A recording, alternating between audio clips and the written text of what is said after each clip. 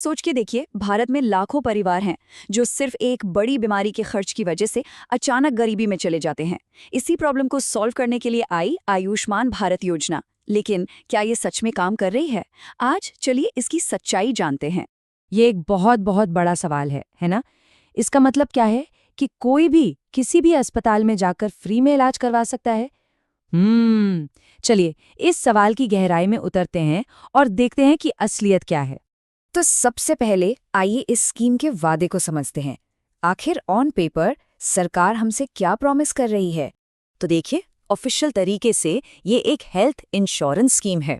इसका मकसद बिल्कुल साफ है, उन गरीब और कमजोर परिवारों को एक सेफ्टी नेट देना जो किसी बड़ी बीमारी का भारी भरकम खर्च नहीं उठा सकते। इसे आप एक तरह का हेल्थ सुरक्षा कवच समझ सकते हैं। और फिर आता है वो जादुई नंबर जो सबको याद है, 5 लाख रुपए। ये एक ऐसी रकम है जो किसी की भी जिंदगी बदल सकती है ना? और यही इस पूरी स्कीम का सबसे पावरफुल प्रॉमिस है।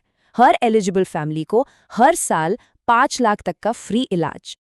ओके, तो ये तो हो गई कागजी बात, मतलब जो वादा किया गया है। लेकिन असली जिंदगी में ग्राउंड पर क्या होता है? चलिए अब इसकी हकीकत पर नजर डालते हैं। यहाँ पर ना दो सबसे बड़ी गलतफहमियां दूर होती हैं। पहली कि ये स्कीम सबके लिए है। जी नहीं, असलियत ये है कि इसका फायदा सिर्फ उन्हीं परिवारों को मिलता है जिनका नाम SECC डेटा यानी सोशल इकोनॉमिक कास्ट सेंसस के डेटा में है।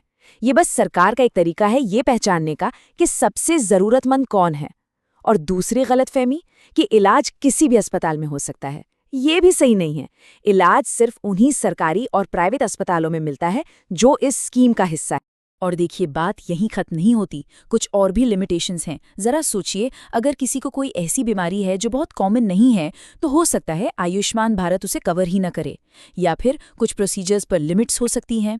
इसके अलावा कई जगहों पर लोगों को इसके बारे में ठीक से पता ही नहीं है। और हाँ, कुछ अस्पतालों से कैशलेस ट्रीटमेंट में देरी होने की खबरें भी आती रहती हैं। ये सब प्रैक्टिकल चुनौतियां हैं। तो इस वादे और इस हकीकत को सामने रखने के बाद आखिर कंक्लूजन क्या निकलता है? सबसे जरूरी बात क्या है जो हमें समझनी चाहिए?